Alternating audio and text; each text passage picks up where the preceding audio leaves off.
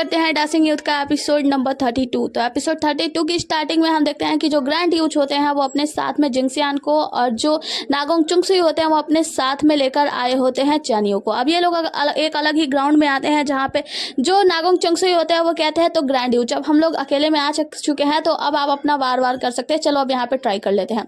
Grand youth जो होते हैं वो कहते हैं कि छोटे बच्चे तुम्हें क्या लगता है कि तुम मुझसे जीत सकते हो, तुम्हें पता है नहीं है मेरे एक दो फेस में ही मैं तुम्हें मार सकता हूँ। तो यहाँ पे जो नागोंग चुंगसुई होते हैं वो कहते हैं कि मुझे छोटा मत समझो, तुम नहीं जानते हो मेरी शक्तियों को, मैं तो तुम्हें उंगली दबाते ही मसल सकता हूँ, लेकिन फिर भी चलो ठीक है ट्राई कर लो, तुम अपना बेहतर होगा और पता भी चल जाएगा कि कौन ज्यादा बेस्ट है। जिसके बाद से हम देखते हैं कि ये जो यूंच होता है वो अपने शक्तियों का भरमार इस्तेमाल करता है जो पर्पल कलर का होता है, और जो टीचर ली होते हैं यानी नागोंग चुंगसुई होते हैं वो कहते हैं कि चानियो मैं तुम्हारा तलवार कुछ समय के लिए बोरो कर रहा हूँ, उसके तलवार से उसके ऊपर वार करते हैं।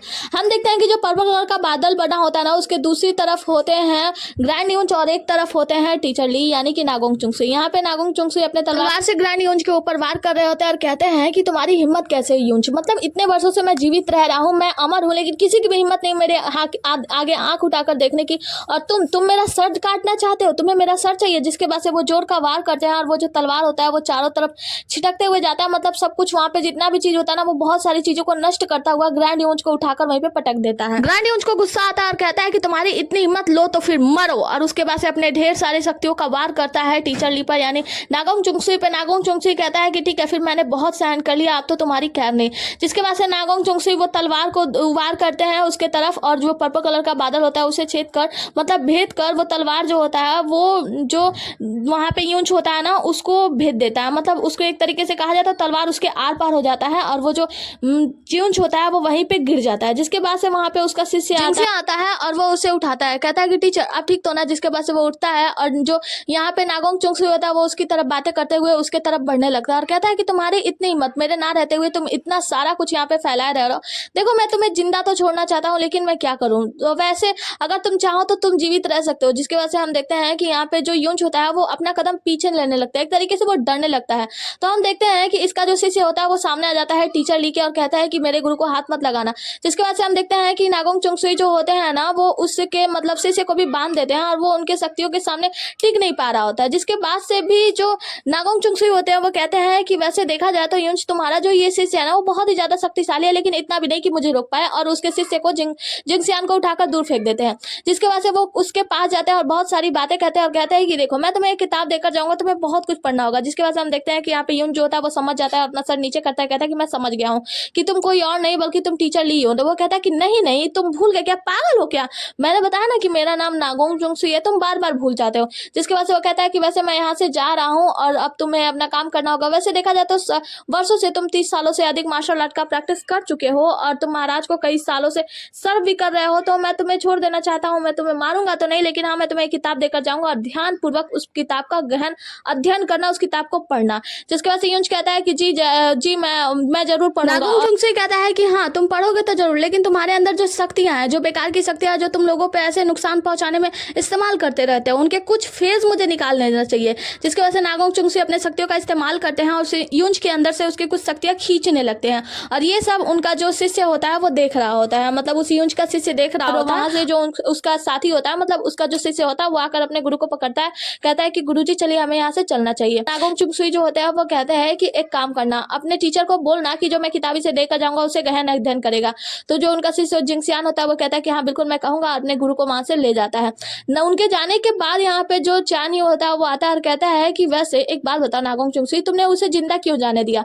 वो कहता है कि तुम पागल हो क्या, कोई मैं मार्शल आर्टिस्ट की दुनिया का मार्शल आर्टिस्ट थोड़ी ना हूँ, मैं देखो एक मामूली सा विद्वान हूँ।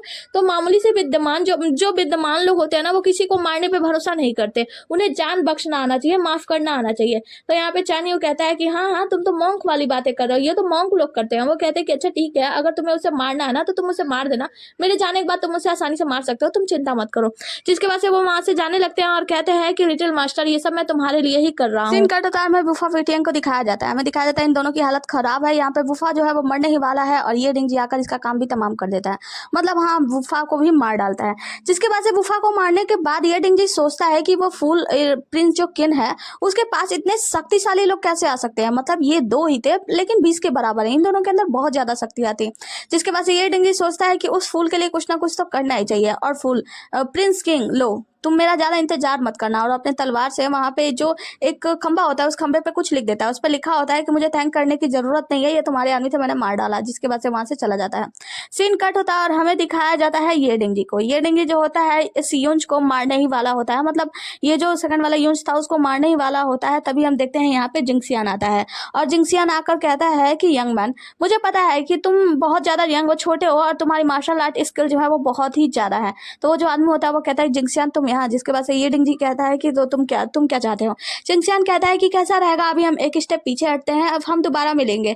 तो जिसके बाद से बाली डोंगलिंग जो होता है वो कहता है कि ठीक है, फिर मुझे लगता है कि जब हम अगली बार मिलेंगे तो शायद तुम अपनी तलवार रखने का टाइम भी ना मिले, मतलब तुम लोगों को मैं जान से मार दूंगा। तो ये कहता है कि ठीक है, मुझे लगता है कि ऐसा कुछ भी नहीं होगा। और जिंक्सियान वहां से उस यूंज को लेकर उड़ जाता है, चला जाता है। इनके जाने के बाद बाली डोंगलिंग राहत की सांस लेता है। सीन कट होता है, हमें ले मेंसा के घर का सीन दिखाया जाता है। यहाँ पे ले मेंसा की पत्नी होती है और यहाँ पे नागोंग चुंगसुई आता है। ले मेंसा की पत्नी पूछती है कि तुम कौन हो। वो कहता है कि अरे मैं नागोंग चुंगसुई हूँ और मैं यहाँ तुम्हारी बेटी हानिया से मिलने के लिए आया हूँ और उसके पिता से। तो वो कहते हैं कि बेकार बातें कर रहे हो, क्या काम है तुम्हें उससे। तो वो कहता है कि अरे दरअसल बात यह है, हानिया से मेरी बात हुई थी, वो मेरा डिसाइपल बनना चाहती है, यानी मेरी शिष्या बनना चाहती है। वो कहती है क्या बकवास कर रहे हो तुम, उसके ऊपर हमला कर देती है। नागोंग चुंगसुई उस हमले को झेल लेता है, मतलब दूसरी तरफ कर देता है और कहता है कि मैं बकवास नहीं कर रहा हूँ, मैं सच में कह रहा हूँ। तभी हम देखते हैं कि वहाँ पे हानिया आ जाती है, कहती है कि मम्मा मम्मा।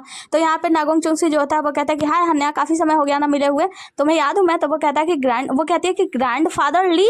वो कहती है कि ग्रैंड फादर मत बोलो, मैं तुम्हारा टीचर हूँ, तो मुझे अपना टीचर बोलो, डिसाइपल बोलो।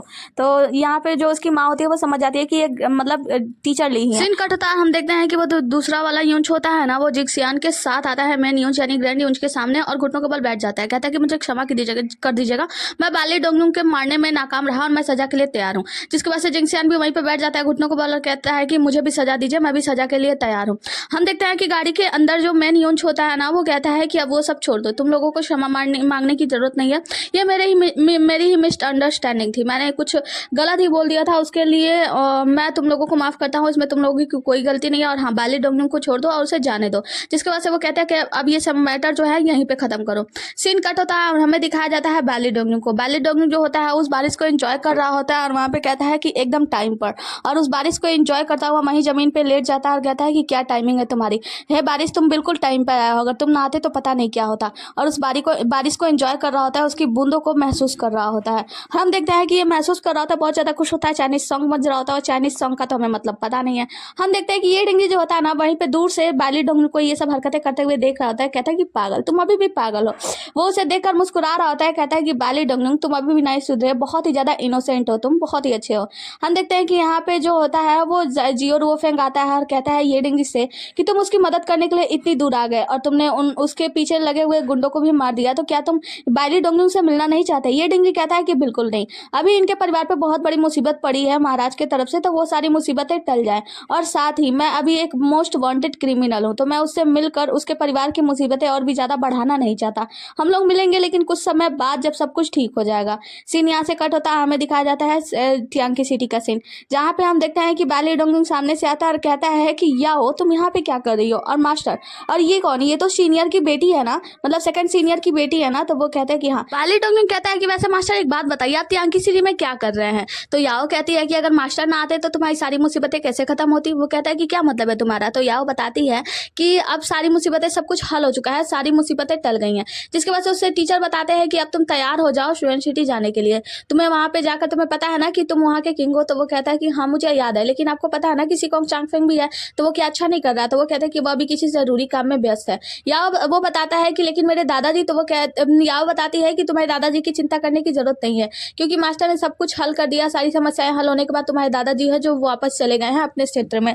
उसके बाद से उसके टीचर कहते हैं कि वैसे एक बात बताओ, सीएन सिटी में जाने के बाद तुम्हें पछतावा तो नहीं होने वाला है ना, क्योंकि तुम अपना राज्य वगैरह छोड़ के तुम वहाँ पे जा रहे हो। तो वो कहता है कि बिल्कुल नहीं, मैं मार्शल आर्ट की दुनिया में जाने के लिए तैयार हूँ। तो यहाँ पे वो जो उसके मास्टर होते हैं वो कहते हैं कि ठीक है फिर चलो, और अपने साथ लांगिया को लेकर कहते हैं कि चलो फिर चलते हैं मार्शल आर्ट की दुनिया में। और ये लोग खुशी खुशी एक दूसरे का हाथ पकड़ के वहाँ से निकल जाते हैं बड़े ही टेंशन के साथ। आगे की सीन में हम एम्पायर को देखते हैं। एम्पायर जो होते हैं अपने बूढ़े आदमी से पूछते हैं कि ये बताओ क्या मैंने जो कुछ भी किया था वो गलत था। वो कहते हैं कि नहीं, आपने जो कुछ भी किया अपने राज्य को बचाने के लिए किया, अपने राज्य के लिए किया, ताकि आपके राज्य को एक अच्छा सा राजा मिल पाए। लेकिन आपको उन लोगों की बातें भी समझना चाहिए। देखिए अब सब कुछ ठीक हो गया है तो आपको बस धैर्य रखना चाहिए। वो कहते हैं कि और टीचर ली के बारे में क्या, वो कौन है। तो वो बताते हैं कि वो जो टीचर ली है ना वो एक गार्डनर है, बाइली को एक गार्डनर की तरह सेव करते हैं, यहाँ के फूल पौधे उनके लिए सब कुछ बराबर है, वो सबको सेव करना चाहते हैं। जिसके बाद से हम देखते हैं एम्पायर कहते हैं कि लेकिन क्या ये संभव है कि टीचर ली 100 वर्षों से भी ज़्यादा जीवित रहे हो, मतलब वो सचमुच अमर है। तो वो कहता है कि देखो मैं ये बात प्रॉपरली बता तो नहीं सकता, लेकिन मार्शल आर्ट की दुनिया में बहुत सारे मार्शल आर्टिस्ट तरीके ऐसे भी हैं जिनसे कि इंसान जीवित रह सकता है 100 वर्षों से अधिक। देखो ऑर्डिनरी पीपल 100 वर्षों तक जीता है, अगर वो 100 वर्षों तक जीता है तो उसका बहुत ही ज़्यादा कर्तव्य और कार्य नहीं बनता है। लेकिन अगर कोई व्यक्ति 100 वर्षों से ज़्यादा जीवित रह रहा है और वो अच्छा खासा जी रहा है, चल फिर रहा है, खा पी रहा है, तो उसके बहुत सारे धर्म होते हैं जो हम लोगों से ऊपर है, मतलब हम लोगों से ऊपर रहकर उसे करना पड़ेगा, सब कुछ देखना होता है, चारों ओर निहारना होता है। मान लो तो वो बाली सिटी के गार्डनर हैं, मतलब एक तरीके से वो हम सब फूल पौधे हैं, पेड़ पौधे हैं, जिनको वो सबको देख रेख करते हैं कि कौन क्या कर रहा है, कौन गलत कर रहा है, सही कर रहा है, वो सब कुछ ठीक करना चाहते हैं। मतलब दुनिया में कहीं भी अराजकता न रहे, टीचर ली ऐसा चाहते हैं। जिसके बाद से जो एम्पायर होते हैं कहते हैं कि ठीक है, मैं ये आपकी सारी बातें, आपने जो कुछ भी कहा मैं सब कुछ समझ गया, और जो एम्पायर होते हैं वहाँ से जाने लगते हैं। सीन कट होता है, हमें दिखाया जाता है सिकोंग चांगफेंग को। सिकोंग चांगफेंग जो होता है वो बाली के सीसिटी की तरफ चला जाता है, यानी समुद्री एरिया की तरफ। वहाँ पहुंचने के बाद सिकोंग चांगफेंग रास्ते के बीचों बीच में खड़ा हो जाता है और अपना भाला वहीं पे गाड़ देता है और कहता है कि मैं सिकोंग चांगफेंग शुए सिटी का शिष्य, मैं यहाँ पे चैलेंज देना चाहता हूँ भाले के राजा, मतलब भाले के जो विख्यात राजा माने जाते हैं लियू शाओचेंग को, मैं उन्हें चैलेंज देना चाहता हूँ। यहाँ पे सभी लोग उसे देख रहे होते हैं, हम देखते हैं एक आदमी को जो कि बुरा उठा रहा होता है, लेकिन कोई प्रतिक्रिया नहीं होती, मतलब सभी लोग बस उसे देख रहे होते हैं। हम देखते हैं कि सिकोंग चांगफेंग दोबारा बोलता है कि मैं सिकोंग चांगफेंग शुए सिटी का शिष्य, मैं यहाँ पे भाले के राजा लियू शाओचेंग को चैलेंज देना चाहता हूँ। तभी वो आदमी अपना बोरा फेंक कर सिकोंग चांगफेंग की तरफ पढ़ता है और हमें पता चलता है कि ये जो आदमी है मतलब बहुत गंदा सा दिख रहा है, इसी का नाम है लियू। भाला राजा आता है तो उसे देखकर जो सिकोंग चांगफेंग होता है वो कहता है कि क्या आप भाला राजा है? वो कहता है कि तुम मुझसे लड़ने के लिए आए हो है ना, तो फिर ठीक है चलो अपना स्किल दिखाओ, और एक लात मार के वहाँ पे भाला अपने पास बुला लेते हैं। सीन कट होता है और हमें दिखाया जाता है एक जंगल का सीन, जहाँ पे हम देखते हैं बाली डोंगिंग जो होता है याओ और अपने गुरु नागोंग चुंगसुई छोटी हानिया के साथ जा रहा होता है। बाली डोंगिंग पूछता है कि वैसे टीचर आपने नहीं बताया कि आप छोटी हानिया को अपने साथ क्यों ले जा रहे हैं, मतलब सेकंड सीनियर की बेटी को क्यों ले जा रहे हैं? तो यहाँ पे टीचर जो उसके होते हैं वो कहते हैं कि लेट मी इंट्रोड्यूस, मैं तुम्हें मिलाता हूँ, ये मेरी पहली डिसाइपल है, यानी कि पहली शिष्या है। इस जिंदगी में मैंने डिसाइड किया है कि मैं 3 ही शिष्य बनाऊंगा, तो ये मेरी पहली शिष्या है। तो वो कहता है कि अच्छा, इसका मतलब ये है कि इसीलिए आपने सिकोंग चांगफेंग को 3rd लॉर्ड बनाया था स्वेन सिटी का, क्योंकि 2nd लॉर्ड तो यहाँ पे है। तो वो टीचर कहते हैं कि हाँ बिल्कुल। जिसके बाद से बाली डोंगलुंग कहता है कि और ये मेरी साथी है, मतलब याओ को मिलाता है। तो याओ कहती है कि तुम इसकी बातों पे ध्यान मत दो, मेरा नाम यूए याओ है। तो वो कहती है कि यूए याओ दीदी? तो वो कहती है कि हाँ। अब ये लोग जा रहे होते हैं तो हम देखते हैं लाई मिन्सा जो होता है वो उधर से बड़बड़ाते हुए आ रहा था कि ये बाली डोंगजुंग ये कैसा इंसान है, और ये मेरा जूनियर, ये सभी मेरे जूनियर जो है ना वो बिना काम के हैं, जैसे कि रुओफेंग है, ये भी बिना काम के है। ये लोग दुल्हन चुराने के लिए पहुंच गए, और रुओफेंग वो तो बहुत ही अजीब है, मतलब ये डिंगजी की मदद की है इसने, ये डिंगजी वो तो और भी ज्यादा अजीब है, जो दुल्हन चुरा कर ले गया और मुझे इधर उधर घूमना पड़ा, इतना सारा मेहनत मशक्कत करना पड़ रहा है। हम देखते हैं बाली डोंगजुंग जो होता है वो कहता है कि मुझे विश्वास नहीं हो रहा है कि 2nd सीनियर से यहाँ मुलाकात होगी, वो भी इस दयनीय अवस्था में, मतलब वो इतना अजीब तरीके का व्यवहार कर रहे हैं। वो आते हैं और कहते हैं कि बाली डोंगजुंग तुम यहाँ क्या कर रहे हो, और हाँ हान्या तुम यहाँ क्या कर रही हो, और ये आदमी कौन सा है? तो हम देखते हैं कि वो उतर के जाता है उन लोगों के पास और कहता है कि हान्या तुम यहाँ क्या कर रही हो, तुम्हें तो घर पे होना चाहिए ना, और ये व्यक्ति कौन है जिसके साथ तुम चल रही हो? बाली डोंगजुंग जो होता है वो कहता है कि सीनियर आप इस हालत में, वो तो ठीक है, पर बाली डोंगजुंग ये बताओ कि तुम्हारे साथ ये आदमी कौन है? नागोंग चुंगसुई कहता है कि पहले ये बताओ तुम कौन हो।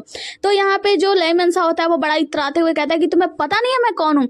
मैं 2nd डिसाइपल हूँ टीचर ली का, मतलब मिस्टर ली का 2nd डिसाइपल हूँ, सबसे प्यारा और सबसे ज्यादा, मतलब उन्होंने मुझसे प्यार किया है। तो टीचर कहते हैं कि अच्छा 2nd डिसाइपल सबसे प्यारा, और उसे ऐसे दे मारते हैं, जिससे हम देखते हैं कि लाई मिन्सा जो होता है वो उड़ता हुआ दूर जाकर धड़ाम से गिर जाता है।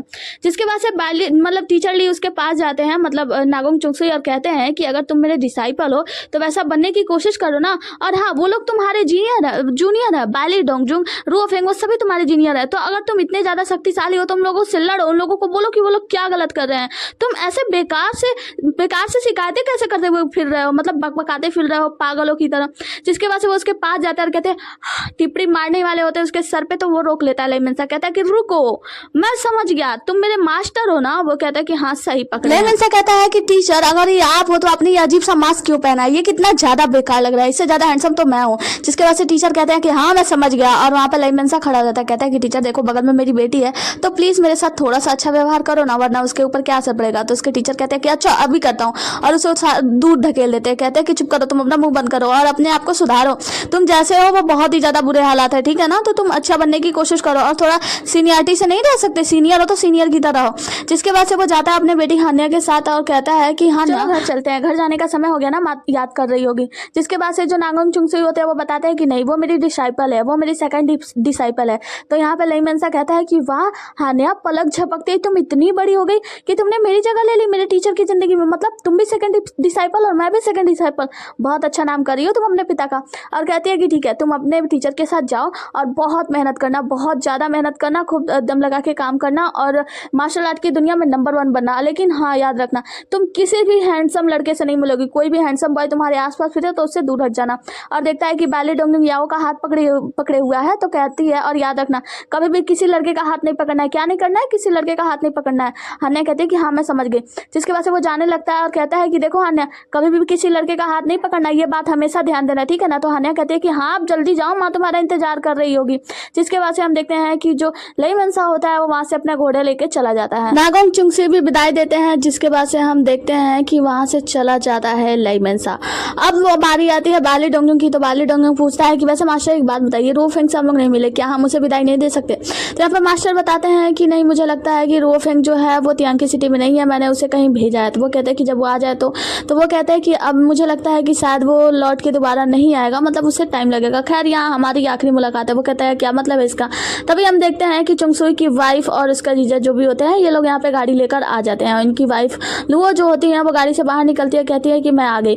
जिसके बाद से छोटी बच्ची हान्या जो होती है उनके पास जाती है और ये लोग भी उनकी वाइफ को और उनके गाड़ी चालक जो होते हैं उन लोगों को प्रणाम करते हैं। इन लोगों के प्रणाम करने के बाद जो नागोंग चुंगसुई होते हैं कहते हैं कि मैं अब चल रहा हूँ और ऐसा लगता है कि शायद अब हमारी मुलाकात कभी फिर दोबारा नहीं होगी, क्योंकि अब मैं एक लंबी जर्नी पे जाने वाला हूँ। ये सुनना था कि बैली डोंगली जो होता है तुरंत वहीं पे नसमस्तक होने लगता है, मतलब घुटनों के बल बैठने लगता है। टीचर उसे रोक देते हैं, कहते नहीं, पिछली बार जब हमारी विदाई थी तब भी शायद मैं हमेशा के लिए गया था, लेकिन मैं एक बार मुलाकात करने के लिए आ गया, तो मुझे नहीं पता आगे मुलाकात होगी या नहीं होगी, ये कोई सही नहीं है। लेकिन हाँ, मैं जाने से पहले तुम्हें कुछ देना चाहता हूँ। उसकी तलवार लेकर वहाँ पे पहाड़ पे 4 शब्द लिखते हैं और कहते हैं कि ये वो शब्द हैं जो कि बहुत ही ज़्यादा इंपॉर्टेंट है। और हमें पता चलता है कि नागोंग चुंगसुई यानी टीचर ली जब पहली बार यहाँ पे आए थे श्वेन सिटी में, तब किसी ने उन्हें वो 4 शब्द दिए थे, जिन शब्दों में ये लिखा, मतलब उसका मतलब ये था कि अपने दिल की सोचो और मार्शल आर्ट की दुनिया पे राज करो। मतलब मार्शल आर्ट की दुनिया में अगर आपको नंबर 1 बनना है तो दिल की सुनो, जो दिल कहता है वो करो, ऐसा कुछ सोचकर। और फिर हम देखते हैं कि वो अपने एक दोस्त के साथ ये सारी बातें याद कर रहे होते हैं। वो कहते हैं कि श्वेन सिटी जाने से पहले तुम्हें याद है ना वो सब? तो वो कहते हैं कि हाँ। और वो 4 शब्द देने के बाद मतलब वो लिखने के बाद वो कहते हैं कि बैली डोंगली अब मैं तुमसे आखिरी विदाई लेता हूँ, अब शायद हमारी दूसरी बार मुलाकात नहीं होगी। तो यहाँ पे बैली डोंगली जो होता है वो कहता है कि जी टीचर, मैं आपकी ये बात हमेशा से याद रखूंगा, मतलब आपके ये जो 4 शब्द हैं मैं हमेशा याद रखूंगा। और युवे भी यहीं पे साथ में होती है। जिसके बाद से नागोंग चुंगसुई जो होते हैं वो अपने गाड़ी में बैठते हैं और वहां से रवाना हो जाते हैं, यानी निकल जाते हैं। आगे की सीन में हम सिकोंग चांगफेंग को देखते हैं जो कि भाला किंग से लड़ाई कर रहा होता है। मतलब इसने अब सीख लिया होता है वो ड्रैगन वाला जो मार्शल आर्ट था, वो भाला किंग से लड़ाई करने के लिए उसी का इस्तेमाल करता है, जिसमें भाला किंग जो होता है उसकी तरफ भाला फेंकता है, लेकिन वो हार जाता है। सिकोंग चांगफेंग की जीत हो जाती है। जिसके बाद से भाला किंग जो होता है लियो शाओचेंग, वो कहता है कि क्या तुम यहाँ पे इसलिए आए हो ताकि तुम जीतने के बाद भाला किंग बन सको, मतलब मेरा नाम तुम्हें मिल सके, तुम नंबर 1 बन जाओ? वो कहता है कि हाँ बिल्कुल। तो वो कहता है कि ठीक है फिर दोबारा ट्राई करते हैं, क्योंकि अभी मैं तैयार नहीं था। जिसके बाद से ये लोग दोबारा करने ही वाले होते हैं, तभी हम देखते हैं कि रो फेंग यहाँ पे आ जाता है और कहता है कि सिकोंग चांगफेंग, क्या तुम सचमुच में भाला किंग बनना चाहते हो? क्योंकि तुम्हें पता है उससे जीतने के बाद तुम भाला किंग बन जाओगे, तो क्या तुम ये टाइटल लेना चाहते हो? वो कहते हैं क्या मतलब है आपका? वो कहता है कि क्योंकि मुझे टीचर ली ने भेजा है और टीचर ली ने मुझसे कहा है कि मैं तुमसे जाकर ये शब्द बोलूं।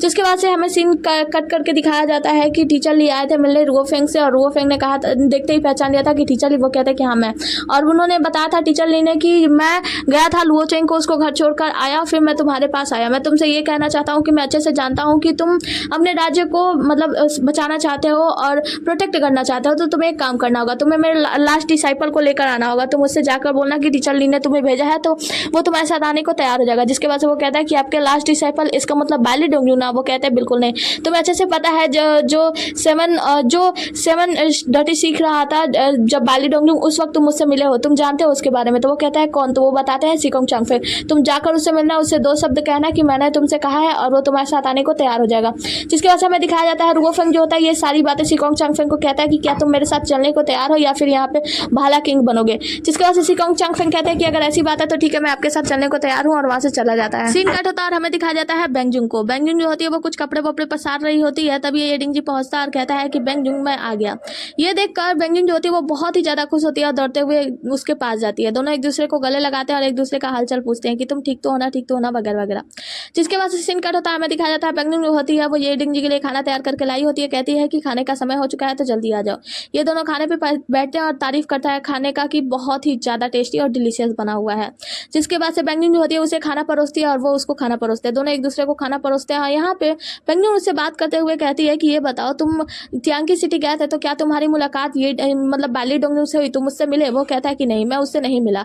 मैंने उसको देखा, उसको करीब से देखा, लेकिन मैं उससे मिलने नहीं गया क्योंकि तुम्हें पता है कि मैं मोस्ट वांटेड क्रिमिनल हूँ। तो मैं उससे मिलता तो उसकी जिंदगी में और ज्यादा मैस फैल जाता, मतलब और ज्यादा परेशानी आ जाती, इसीलिए मैं उससे नहीं मिला। लेकिन तुम चिंता मत करो, जल्दी मैं उसे चिट्ठी लिखूंगा और वो वहाँ यहाँ पे हम लोगों से मिलने के लिए आ जाएगा। हम लोग साथ में बैठ के एंजॉय करेंगे। जिसके बाद से ये लोग अपना फूड एंजॉय कर रहे होते हैं, तभी हम देखते हैं एक वांग नाम के आदमी को, और ये माउंटेन से होता है, मतलब ये माउंटेन संप्रदाय से होता है, और बाहर तेज तेज से चिल्ला रहा होता है कि एल्डर वेंग यू बाहर आइए, मैं माउंटेन संप्रदाय से हूँ और मैं आपसे मिलने के लिए आया हूँ। जिसके बाद से हम देखते हैं वो बार बार चिल्ला रहा होता है। ये सब सुन के ये दोनों डिस्टर्ब होते हैं और ये डिंगजी जो होता है वो बाहर देखने के लिए जाता है। तो वांग से पूछता है कि तुम यहाँ पे क्यों आए हो? बताता है कि नमस्कार, मैं वांग हूँ माउंटेन संप्रदाय से, और मैं यहाँ पे एल्डर वेंग यू से मिलने के लिए आया हूँ। दरअसल मैं मार्शल आर्टिस्ट हूँ और मुझे कुछ ऐसे फेसेस हैं जो मुझे पार करने हैं और उसमें एल्डर वेंग यू मेरी मदद कर सकते हैं, मैं इसीलिए उनसे मिलने के लिए आया हूँ। तो यहाँ पे ये डिंगजी बताता है कि दरअसल बात यह है कि एल्डर वेंग यू अभी सुन नहीं रहे हैं क्योंकि तुम इतने जोर से चिल्ला रहे हो, अगर सुनना होता तभी तक सुन लेते। तो वांग कहता है कि क्या इसका मतलब यह है कि वो मुझे इग्नोर कर रहे हैं? तो ये डिंगजी बताता है कि नहीं, ऐसी बात नहीं, वो तुम्हें इग्नोर नहीं कर रहे हैं। दरअसल बात यह है, एल्डर वेंग यू कुछ दिनों के लिए कहीं गए हैं। वो कहता है कहीं गए हुए हैं, मतलब वो कब तक वापस लौटेंगे? तो ये डिंगजी बताता है कि तुम्हें चिंता करने की आवश्यकता नहीं है, यूजुअली वो कुछ दिनों के लिए जाते हैं और 10-15 दिन में आ जाते हैं, तो जल्दी वो वापस लौट जाएंगे, तो तुम्हें चिंता करने की आवश्यकता नहीं है। और हाँ, अगर तुम चाहो तो तुम आकर मेरे घर पे यहाँ पे आकर शराब पी सकते हो और चलो वहाँ पे बैठ के आराम करते हैं। वांग कहता है कि ठीक है, लेकिन अगर आपको कोई आपत्ति नहीं है तो मैं चलता हूँ। वो कहता है कि बिल्कुल कोई आपत्ति नहीं है, आइए आकर रेस्ट करते हैं और एंजॉय करते हैं। जिसके बाद से ये दोनों लोग वहाँ से चले। जिसके बाद से हमें छोटी सी कहानी बताई जाती है। हमें बताया जाता है कि कुछ समय बीत गया और तियांकी सिटी के राजा बहुत ही ज्यादा बीमार पड़ गए थे। जिस समय में तियांकी सिटी खून से नहाने लगी और वहाँ पे जो राजकुमार किंग थे वो अपने बाकी 6 भाइयों के साथ मिलकर हमला बोल दिया, मतलब राजा बनने के लिए। और यहाँ पे पूरी तियांकी सिटी सनी हुई थी, खून की नदी बह रही थी, जिसमें एक काम किया शाओ रुओफेंग ने, मतलब रुओफेंग ने अपने साथ लिंग शाओये, जी रुओफेंग, तांग लियांगयू, शिकोंग चांगफेंग, इन चारों को अपना पिलर बनाकर, मतलब चारों को राज्य का पिलर बनाकर काम किया और पूरा राज्य को सब कुछ मतलब सही किया। और किंग मतलब राजकुमार क्वीन को जिंदा ही पकड़ लिया गया। जिसके बाद से हमें बताया जाता है कि उसी वक्त राजा की भी मौत हो गई, मतलब एम्पायर की डेथ हो गई। जिसके बाद से राजा अनाउंस किया जाने वाला था और हमें सीन दिखाया जाता है जहाँ पे हम देखते हैं बहुत सारे सैनिक मरे पड़े हैं। रुओफेंग ऑर्डर देता है कि सभी के लाशों को सम्मान पूर्वक यहाँ से ले जाया जाए और उनके आखिरी संस्कार किया जाए, मतलब अंतिम संस्कार किया जाए। जिसके बाद से यहाँ पे जितने भी लोग होते हैं वो लाश वाश उठाने में बिजी होते हैं और हम देखते हैं प्रिंस किन को। प्रिंस किन यहाँ पे पकड़े गए होते हैं और यहाँ पे रुओफेंग होता है। रुओफेंग के पास में लई मेंसा भी होता है। रुओफेंग राजकुमार किन की तरफ यानी अपने भाई की तरफ देखता है और कहता है कि बताओ, क्या तुम्हारी कोई आखिरी इच्छा है? कुछ ऐसे शब्द है जो तुम कहना चाहते हो? हम देखते हैं कि उसके भाई किन की हालत बहुत ही ज्यादा खराब हो गई होती है क्योंकि वो तो राज्य पाने चला था और मिल क्या रही है मौत, मतलब मौत से बदतर जिंदगी। हम देखते हैं रुओफेंग कहता है कि अगर तुम्हारी कोई आखिरी इच्छा है, कुछ कहना चाहते हो लास्ट टाइम में, तो कह सकते हो, उसके बाद से तुम्हें यहाँ से ले जाया जाएगा, कैद किया जाएगा। हम देखते हैं कि क्वीन जो होता है वो कुछ नहीं कहता है और अपने बॉडीगार्ड को ऑर्डर देता है और कहता है कि जल्दी आओ। उसकी बॉडीगार्ड भी पकड़ी गई होती है लेकिन वो तुरंत वहां से छुड़ाती है और अपना तलवार लेकर आगे बढ़ती है। सबको लगता है कि वो प्रिंस रुओफेंग को मारेगी, लेकिन वो पहुंच जाती है प्रिंस किन के पास। प्रिंस किन कहते हैं कि अब जल्दी से अपना काम करो, तो वो जो तलवार होता है वो प्रिंस किन के गले पे रख लेती है और कहती है कि प्रिंस, अगले जन्म में फिर से मुलाकात होगी। जिसके बाद से उनके गले को काटते हुए अपने गले को भी काट लेती है। मतलब यहाँ पे प्रिंस किन के साथ साथ उनकी बॉडीगार्ड की भी मृत्यु हो जाती है, मतलब आत्महत्या कर लेती है उनकी बॉडीगार्ड अपने प्रिंस को मारने के बाद। देखिए अभी वीडियो बहुत ही ज्यादा बड़ी होती जा रही है तो हम इसको शॉर्टकट में बता देते हैं, मतलब हाँ पूरा बताएंगे। हम देखते हैं कि अंदर से ग्रैंड यूंच निकलते हैं और कहते हैं कि ये महाराज का आदेश है और सभी लोग वहाँ पे सावधान हो जाते हैं। सभी लोग सावधान होकर महाराज के आदेश को पढ़ने के लिए कहते हैं। जिसके बाद से ग्रैंड यूंच जो होते हैं वो जो उनका आदेश वगैरह चट्टा वट्टा लिए होते हैं वो खोलते हैं और उसको पढ़ने जाते हैं और कहते हैं कि महाराज के आदेश अनुसार इस राज्य के राजा इतना सुनना था कि हम रुओफेंग को देखते हैं, वो खींच लेता है चिट्ठा अपने पास और उस चिट्ठे को खोलकर खुद पढ़ता है, जिसमें लिखा होता है कि इस राज्य के नए राजा जियो रुओफेंग होंगे, जो कि महाराज के आदेश के अनुसार यहाँ के राजा रुओफेंग को बनाया जाता है। रुओफेंग आज से यहाँ पे राज करेंगे। रुओफेंग ये चीज पढ़ता है और पढ़ने के बाद उसे आकाश में फेंककर जला देता है, मतलब देखा जाए तो ये इसे नकार देता है और कहता है कि आज के बाद से यहाँ के राजा यहाँ के थर्ड प्रिंस प्रिंस जिंग्यू होंगे, मतलब जिंग्यू को राज्य सौंप देता है। ये सुनना था कि हम देखते हैं कि लई मेंसा जो होता है वो तो चौंक जाता है कि देखो इसे राज्य मिल रहा है और ये राज्य को ठोकर मार रहा है। प्रिंस जो होते हैं मतलब प्रिंस रुओफेंग वहां से जाने लगते हैं और सभी लोग बातें करने लगते हैं कि ऐसा कैसे हो सकता है। सभी भाई भाई मतलब जितने भी राजकुमार थे वो सभी लोग लड़ रहे थे कि हमें राज्य चाहिए और इसका क्या, ये तो राज्य छोड़ के जा रहा है। तो हम देखते हैं कि उसके जो बॉडीगार्ड होता है ये शाओइंग वो बताता है कि मेरे महाराज को यानी मेरे प्रिंस को कभी भी राज्य चाहिए ही नहीं था, वो कभी राजा नहीं बनना चाहते थे। ये शाओइंग याद करता है कि एक बार जब उसने अपने राजा से यानी अपने प्रिंस से रुओफेंग से कहा था कि आप एक ड्रैगन की तरह है तो आप अपने पूरे आकाश में राज कर सकते हैं, तो आप ऐसा क्यों नहीं करते, हम है ना आपको असिस्ट करने के लिए, हम आपका साथ देंगे।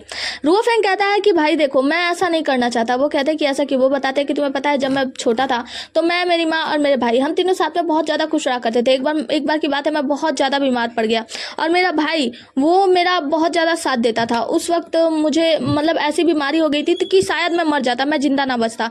और पिताजी ने ये आदेश दे दिया कि जो फिजिशियन मुझे बचाएगा, जो मुझे बचा नहीं पाया, मुझे ट्रीट करेगा, बचा नहीं पाया, उसकी जान ले ली जाएगी, वैसा वैसा करके। तो डॉक्टर आया, मुझे जांच किया और उसने देखा कि मैं बच नहीं पाऊंगा, तो उसने पहले ही मना कर दिया कि नहीं मैं नहीं बचा पाऊंगा। जिसके बाद से वो बताता है कि मेरा छोटा भाई जो था प्रिंस जिंग्यू वो मुझसे इतना ज़्यादा प्यार करता था कि वो तुरंत वहाँ पे नील डाउन हो गया उस डॉक्टर के सामने। उसने कहा कि प्लीज़ मेरे भाई की जान बचा लीजिए, आप चाहे कुछ भी कीजिए लेकिन मेरे भाई की जान बचा लीजिए। कड़क ठंडी में वो बर्फ में वो नील डाउन रहा और मेरी जान बचाने के लिए कोशिश करता रहा, जिसके बाद से मैं ठीक हो गया। मेरा भाई मुझसे बहुत ज़्यादा प्यार करता था और मैं भी उससे बहुत प्यार करता हूँ। हालांकि इस वक्त मतलब समय थोड़ा अलग है और वो थोड़ा सा बदल चुका है, थोड़ा बुरा हो चुका है, लेकिन इतना भी नहीं। मुझे अच्छे से पता है कि वो बहुत अच्छे से राज करेगा। और जहाँ तक मेरी बात है मैं कभी राजा बनना ही नहीं चाहता।